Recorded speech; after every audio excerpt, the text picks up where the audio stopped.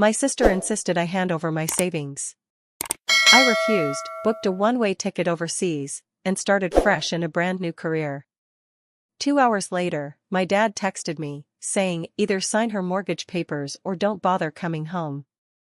Before midnight, I shut down every account she could reach.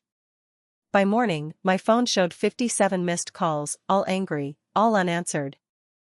You know that gut-wrenching feeling when a phone call shatters your entire world? That moment when you realize everything you believed about your family, about love, was a lie designed to keep you trapped. Yeah, I lived that. It started on a Tuesday afternoon, a seemingly normal day, but it would unleash a storm that ripped my family apart and ironically, set me free.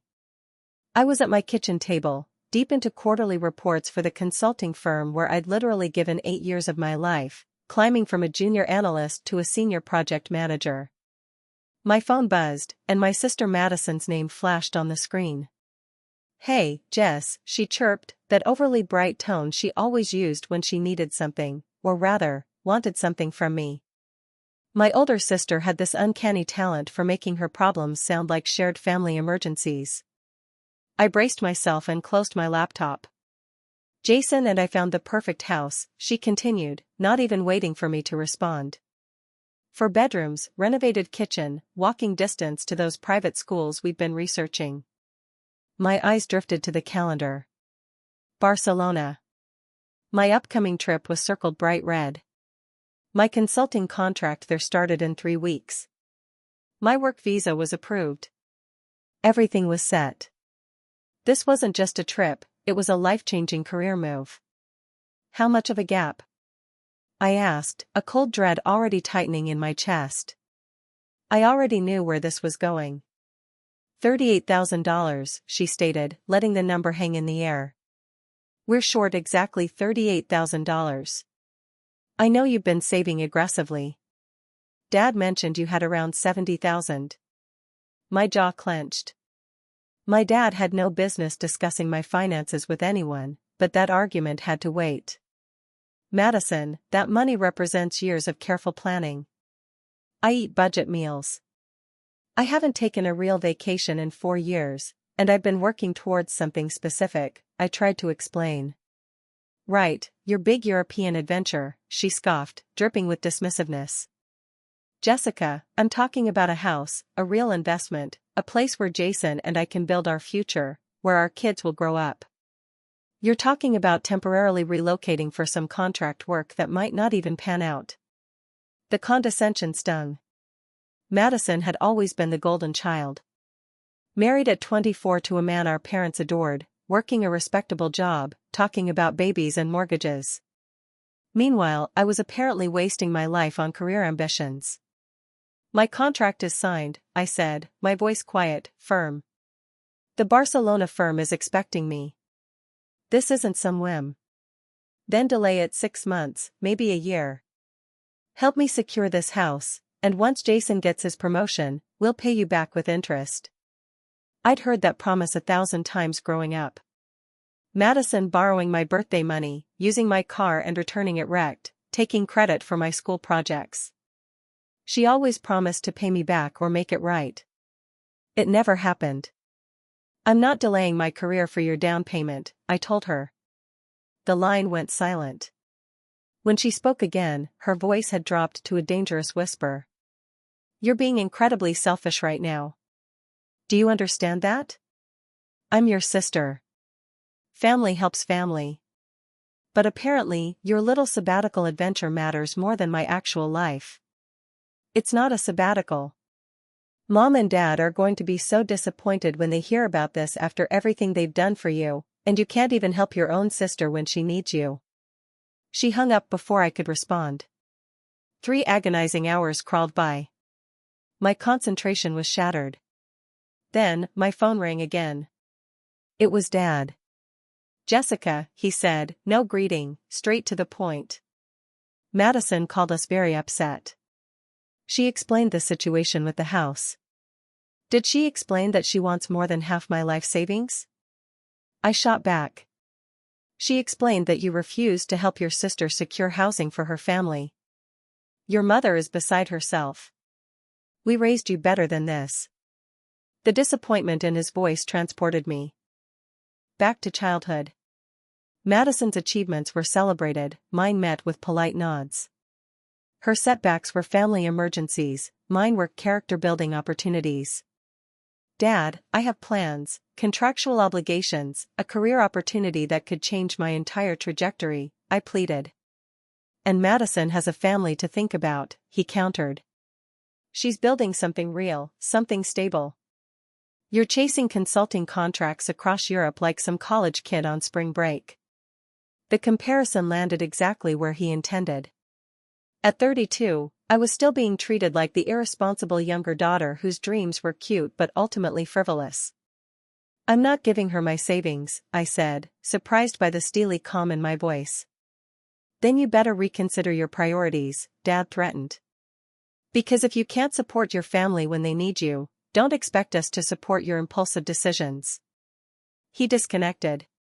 I sat there, phone still pressed to my ear, listening to the dead air. But something shifted inside me. Not anger, not exactly.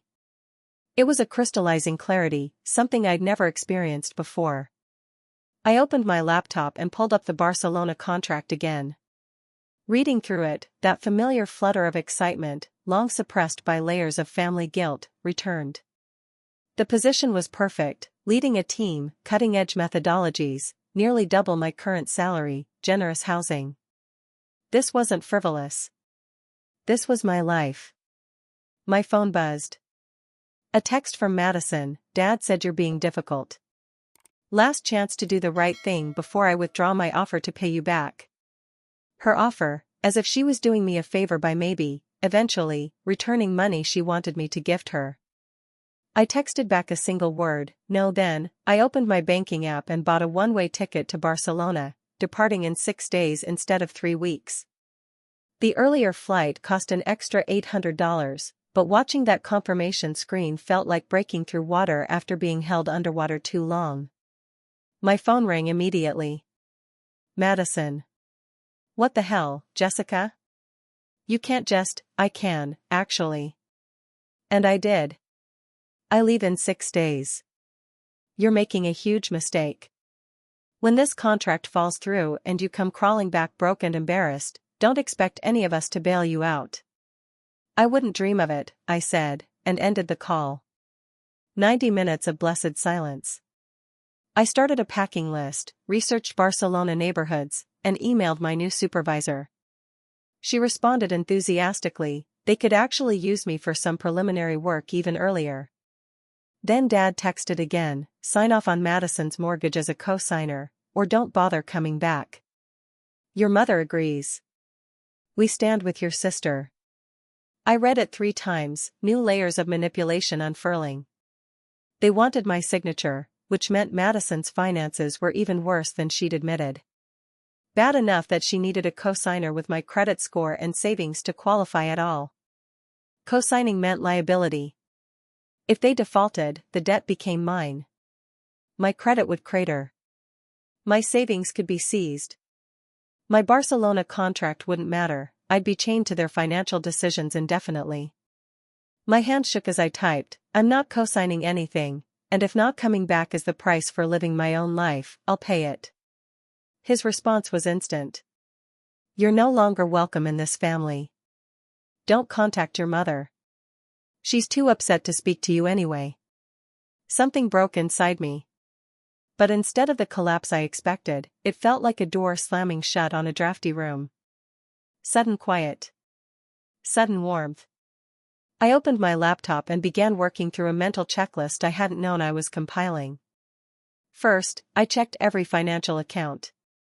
My savings had $72,450, less than Dad had quoted, meaning he'd exaggerated my assets to Madison to pressure me.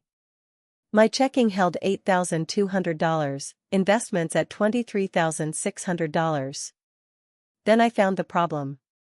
Years ago, when I was 24 and Madison was planning her wedding, I'd added her as an authorized user on one of my credit cards to help book vendors. She promised it was temporary. I'd completely forgotten about it. The card now showed a balance of $6,847. Recent charges included boutique purchases, restaurant bills, a spa package. All within the last 3 weeks, right around when Madison would have been preparing her pitch for my savings. My phone buzzed continuously, Mom, Madison, unknown numbers. A full-blown guilt campaign. I ignored them all and called my credit card company. I need to remove an authorized user and dispute recent charges, I told the representative. While on hold, I opened my bank's website and discovered something worse.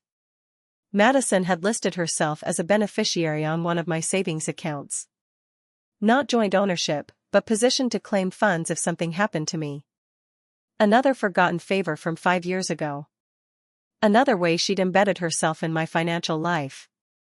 The credit card rep returned. We've removed Madison Chen as an authorized user. Regarding the disputed charges, we'll need to investigate. I authorized her card access years ago, but never approved these specific purchases, I explained. She used the card without my knowledge or consent after I denied her a loan request. The rep's tone shifted. She initiated a fraud investigation and reversed the charges temporarily. Next, the bank. Removing Madison as beneficiary was a simple form. Done. Then I went further. Madison had my login for a shared streaming service, which matched my primary email, the one linked to everything. I'd always meant to change it.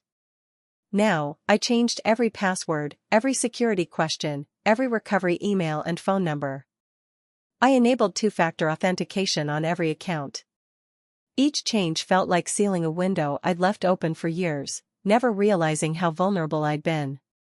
My phone hit 23 missed calls by 11 p.m. I silenced it and kept working. I contacted my investment broker, adding verbal passwords and in-person verification for any beneficiary changes. The overnight rep was confused until I explained. That's actually more common than you'd think, she said kindly. Your accounts are locked down tight.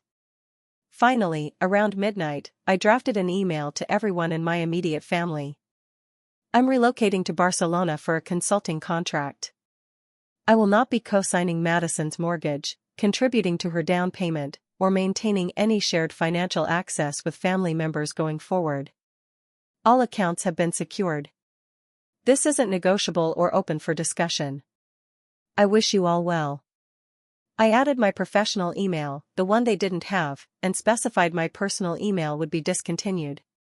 Then I pressed send and closed my laptop. Sleep felt impossible, but exhaustion dragged me under.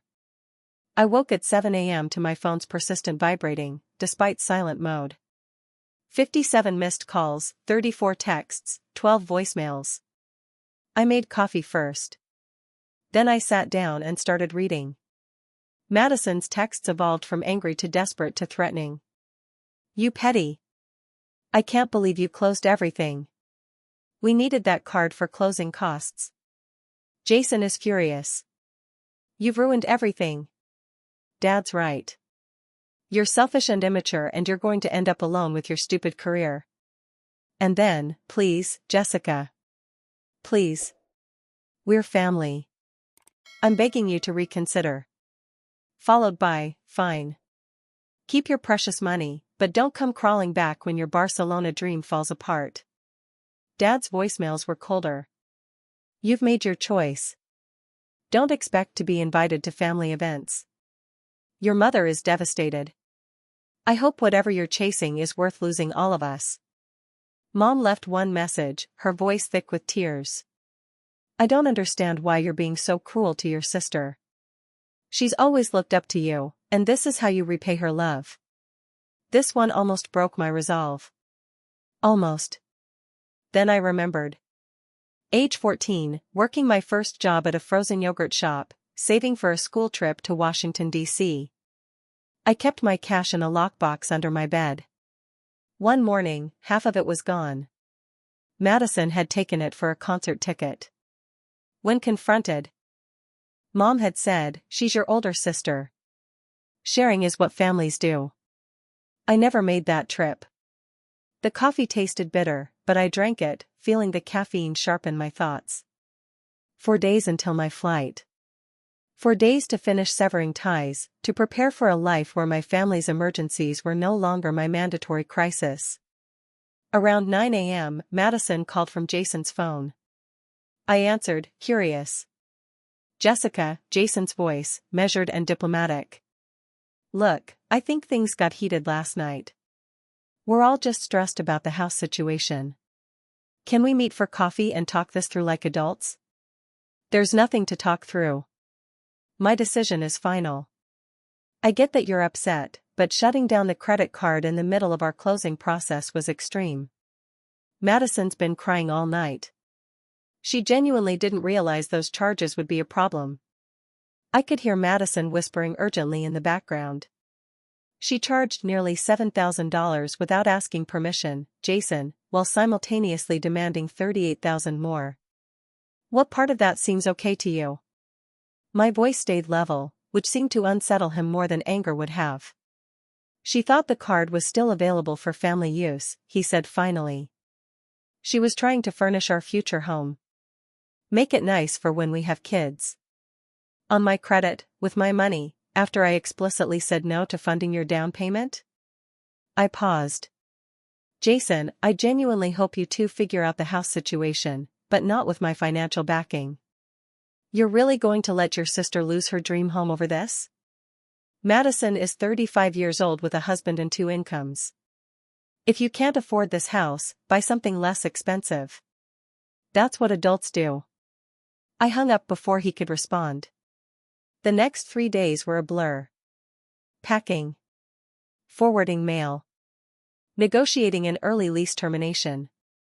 My landlord, Mrs. Patterson, was surprisingly accommodating. She'd lived in Spain in her 20s and spoke wistfully about Mediterranean sunsets and the freedom of reinvention. You're doing the brave thing, she said, agreeing to a reasonable fee. Most people spend their whole lives thinking about it.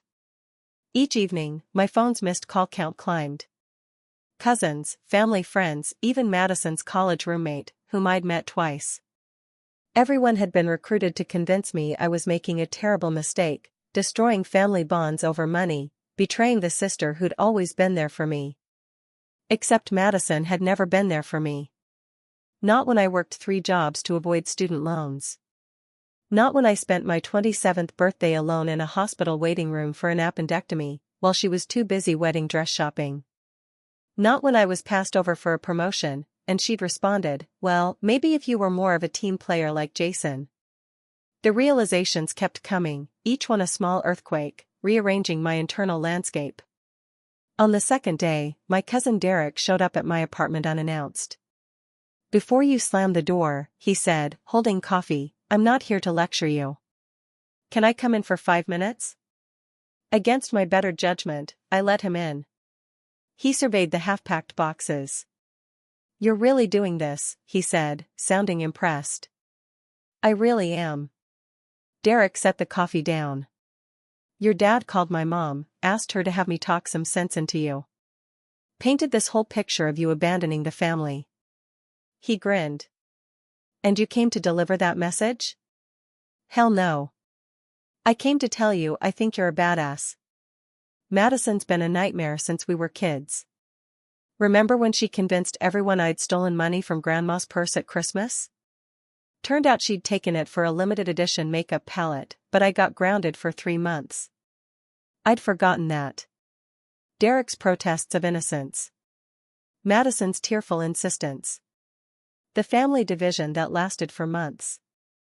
Why didn't anyone believe you? I asked. Same reason they don't believe you now.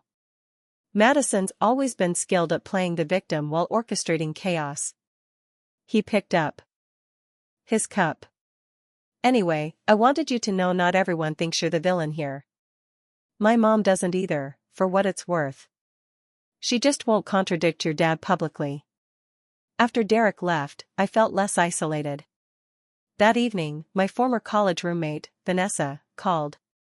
Unlike the others, she opened with, "Tell me your side." So, I did.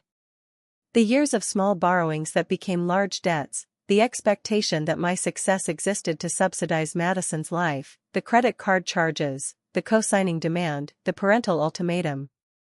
Jesus, Vanessa said when I finished. And they're making you out to be the monster? Jessica, I've known you for 12 years. You budget planned for 6 months before buying a new laptop. The idea that you'd refuse to help family over petty selfishness is insane. For whatever it's worth, I think you're making the right choice, and I'm jealous as hell that you have the courage to actually do it.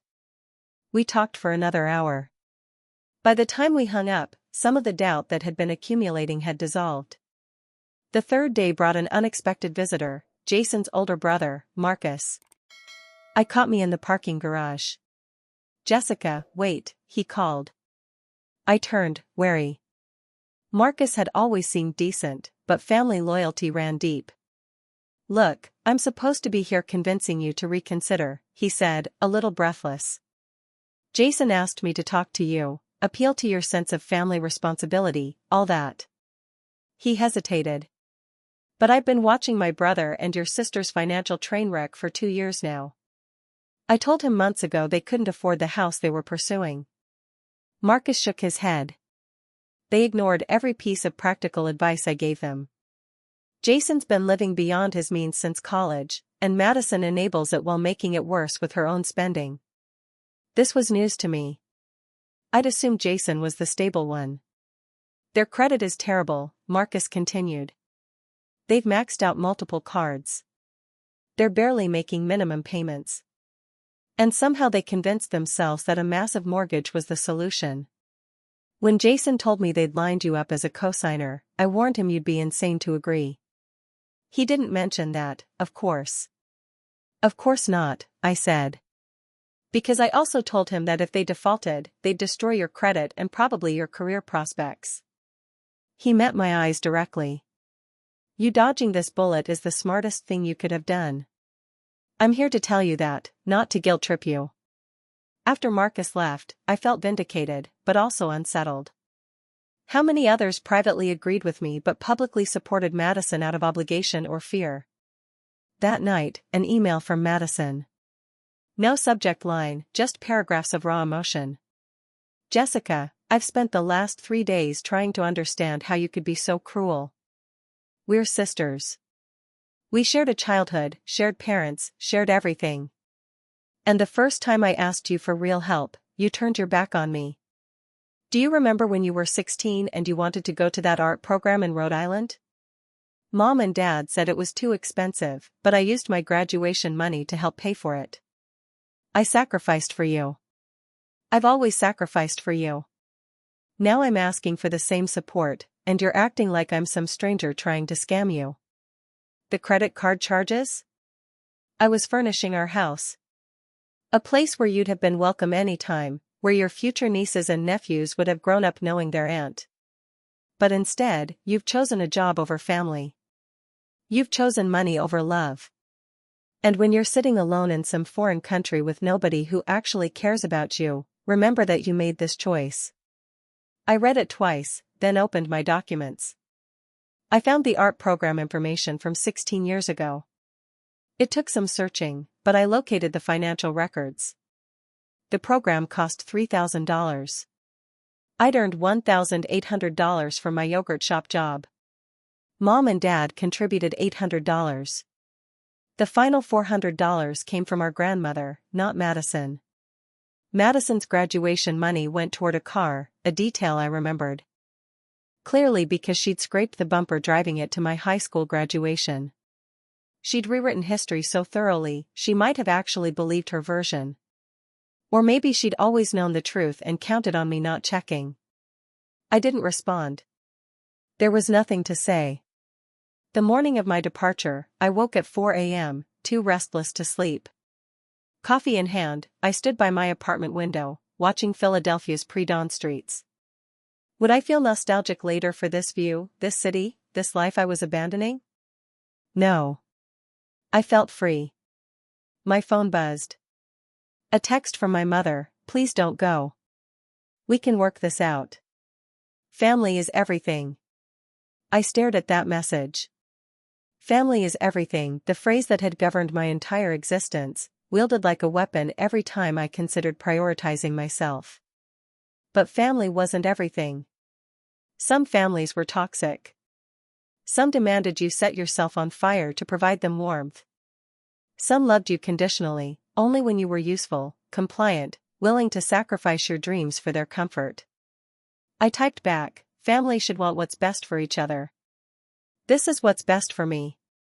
Then I silenced my phone, gathered my luggage, and headed for the airport. The night before my flight, I allowed myself one moment of doubt. I sat in my empty apartment, surrounded by suitcases, and considered calling Madison, apologizing, finding some compromise. Then my phone rang. Unknown number. Against my better judgment, I answered. Jessica, this is Aunt Carol, my mother's older sister. A woman I'd always respected for her directness. Hi, Aunt Carol. I'm calling because your mother asked me to, but not for the reason she thinks. Carol's voice held dry amusement. She wanted me to convince you to help Madison with this house purchase. Instead, I'm calling to tell you congratulations on your new job and to ask if you need anything before you leave. The kindness caught me off guard. My throat tightened. Thank you, I managed. Your mother means well, but she's always enabled Madison's entitlement. Your father, too. They've spent 3 decades treating you like the responsible one who doesn't need support because you're so capable, while Madison gets rescued from every consequence. She paused. I watched you grow up apologizing for taking up space while your sister demanded the spotlight. If you don't leave now, you'll still be apologizing at 50. Tears spilled over. I'm scared, I admitted. What if they're right? What if I regret this? Then you regret it in Barcelona, with an international career and your savings intact, Carol said firmly. Much better than regretting it in Philadelphia, broke and resentful, wondering what you could have become. We talked for an hour. She told me stories I'd never heard about my mother and Madison's relationship, patterns that had apparently been replicating across generations. By the time we hung up, something had settled in my chest. Not certainty, exactly, but the absence of that desperate need for family approval that had governed my decisions for 3 decades. I boarded the flight at 6:12 p.m. My phone stayed in airplane mode. Barcelona welcomed me with golden light and Mediterranean warmth. The apartment my new company arranged overlooked a narrow street lined with cafes, their laughter rising toward my 3rd-floor windows. The first week was a blur of orientation, team introductions, and intensive language practice. My supervisor, Elena, was demanding but encouraging. She introduced me to her network, and suddenly, I was having dinners with professionals from 6 different countries, discussing projects I'd never imagined. 2 weeks in, I finally checked the phone number I'd kept active for emergencies.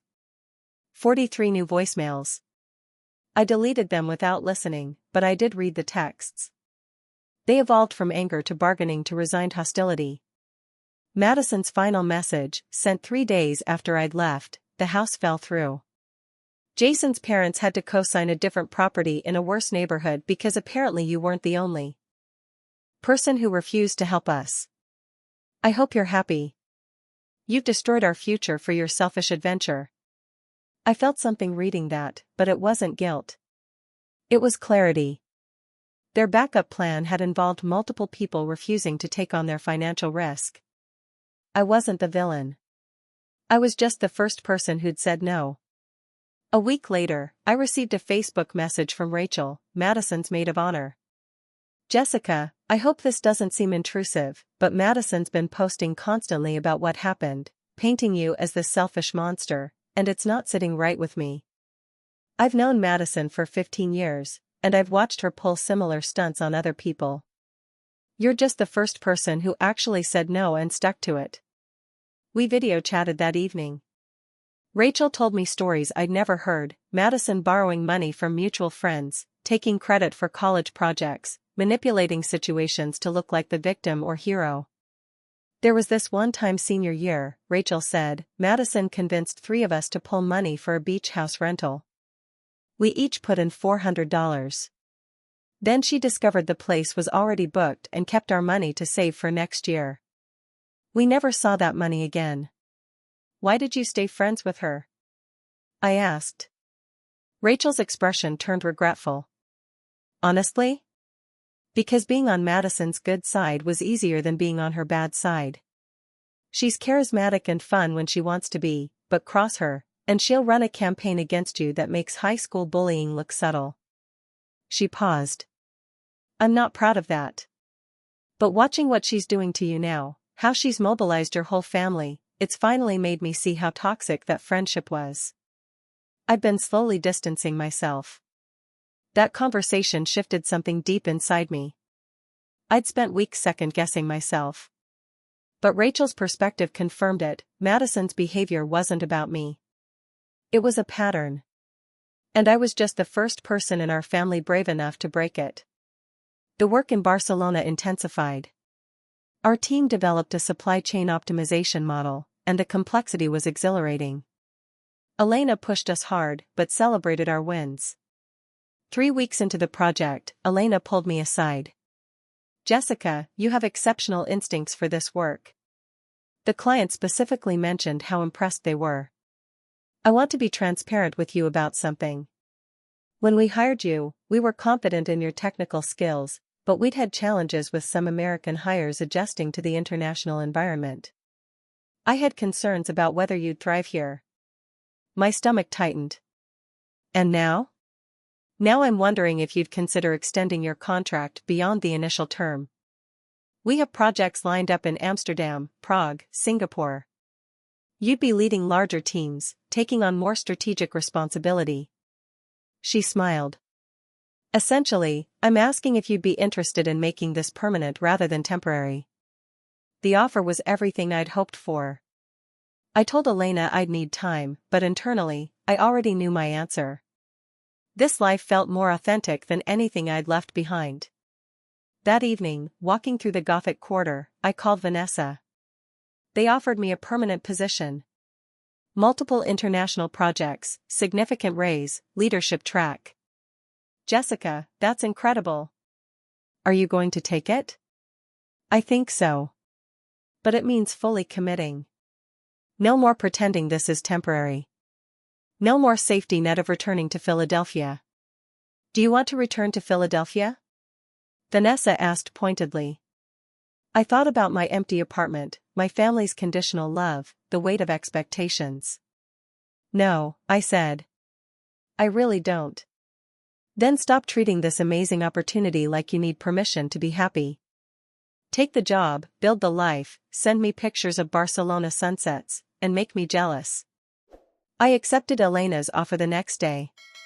Signing the contract felt like the moment the plane wheels leave the runway, that instant of committed flight where turning back becomes impossible. Each administrative task of setting up my new life felt like putting down roots. I found an apartment near Parc de la Ciutadella with tall windows and a tiny balcony. The day I signed the lease, I posted a photo of the empty living room, sunlight streaming across the floor, with a simple caption, "Home." Comments flooded in. College friends, former colleagues, even some of my parents' friends. Beautiful. So happy for you. These felt like pointed, deliberate statements of support. Madison didn't comment. But she sent a direct message, "Cute apartment. Must be nice spending my house money on yourself." I blocked her immediately, surprised by how little hesitation I felt. Around this time, I started therapy. Dr. Martinez helped me unpack family dynamics and the guilt I still carried. You speak about your family's needs as though they're objective facts, she observed. But needs and wants are different. Your sister wanted your money. She didn't need it. Their want became framed as a need to manipulate you. The sessions helped me see how thoroughly I'd been conditioned to prioritize others' desires over my own. How family comes first had actually meant Jessica's needs come last. How what I supposed was selfishness was actually just basic self-preservation. 6 months after leaving Philadelphia, I received an email from Aunt Carol. Subject line, "Thought you should know." Inside was a forwarded news article, a local woman arrested for insurance fraud. Madison. Apparently, she and Jason had attempted to stage a burglary at their rental property to collect on an inflated contents policy. The investigation had uncovered previous suspicious claims. I read it 3 times, feeling oddly detached. The sister I'd grown up with felt like someone from another lifetime. Carol's note said simply, "Your parents are mortified, but still blaming you somehow. You dodged quite a bullet." I replied, "Thank you for keeping me informed, and thank you for the conversation before I left. It changed everything." Another 3 months passed. Christmas approached, my first completely alone. But I felt excited, not melancholy. I'd been invited to 7 different celebrations. I chose a dinner hosted by Elena and her wife. We ate too much, laughed until midnight, and I felt more at home than I had in decades of obligatory family gatherings. My phone rang as I walked home through festive streets. Unknown number, Philadelphia area code. I almost declined, then curiosity won. "Hello, Jessica. It's Mom." I stopped walking. "How did you get this number?" "Carol gave it to me. Please don't be angry with her," I begged. She paused. "Your father doesn't know I'm calling." "What do you want, Mom?" "I wanted to wish you Merry Christmas." Her voice cracked. "And I wanted to apologize. For all of it. For taking Madison's side without hearing yours. For treating your ambitions like hobbies while elevating hers.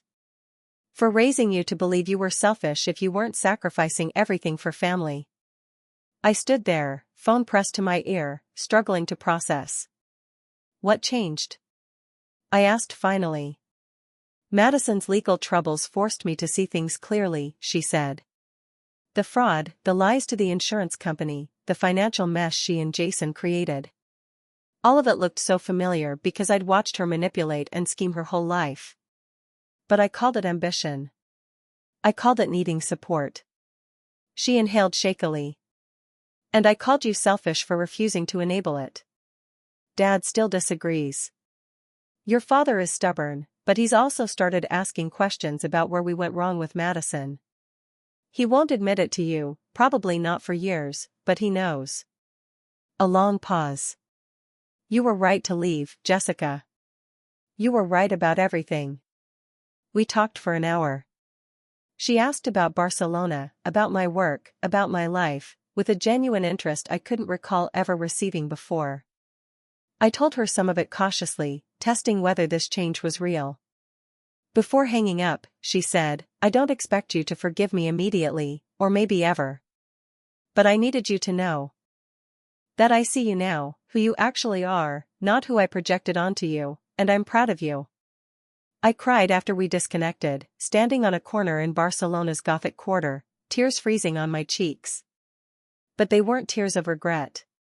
The Barcelona project extended into a permanent position, then a promotion. I built a life I'd never imagined possible. Professionally fulfilled, financially secure, surrounded by people who valued me for my capabilities rather than my compliance. Madison eventually reached out through a carefully worded email 9 months after I'd left. No real apology, but an acknowledgement that things got complicated and a suggestion we might reconnect. I responded politely but without commitment, and let the correspondence fade. Dad never called. That hurt sometimes, in quiet moments. But the pain was clean. Not the infected wound of ongoing manipulation, but the healthy ache of a cut that's healing properly. A year and a half after leaving Philadelphia, I stood in my Barcelona apartment reviewing a proposal for a project in Singapore. My team was being invited to consult on an international expansion even larger than the one that brought me here. 2 years minimum commitment, extraordinary compensation. My phone sat silent on the counter. No missed calls from family demanding my time, my money, my acquiescence. No guilt about choosing my path. I accepted the Singapore offer that evening, then called Aunt Carol to share the news. "You sound happy," she said. "I am, actually. Genuinely happy." "Your mother will be pleased to hear that. She asks about you constantly." "Tell her I'm thriving," I said. "Tell her I'm exactly where I'm supposed to be." Because I was. The girl who'd have sacrificed everything to keep family peace no longer existed. In her place was a woman who'd learned that the most loving thing you can do for yourself is refuse to set yourself on fire to keep others warm. The angry calls had stopped. Eventually replaced by the quiet satisfaction of a life built on my own terms. In a city that felt more like home than anywhere I'd been before, with a future limited only by my own ambition, rather than someone else's demands. Madison got her house eventually, something smaller and more affordable, funded by Jason's parents under strict conditions. She and I exchange cards on holidays now, superficial pleasantries that acknowledge our shared history without requiring reconciliation. And me? I'm writing this from my Singapore apartment, overlooking Marina Bay, preparing for another week of challenges I've chosen, obstacles I'm equipped to handle, and success I've earned rather than inherited or demanded. 57 angry calls felt like the end of my family. It turned out it was just the beginning of my life.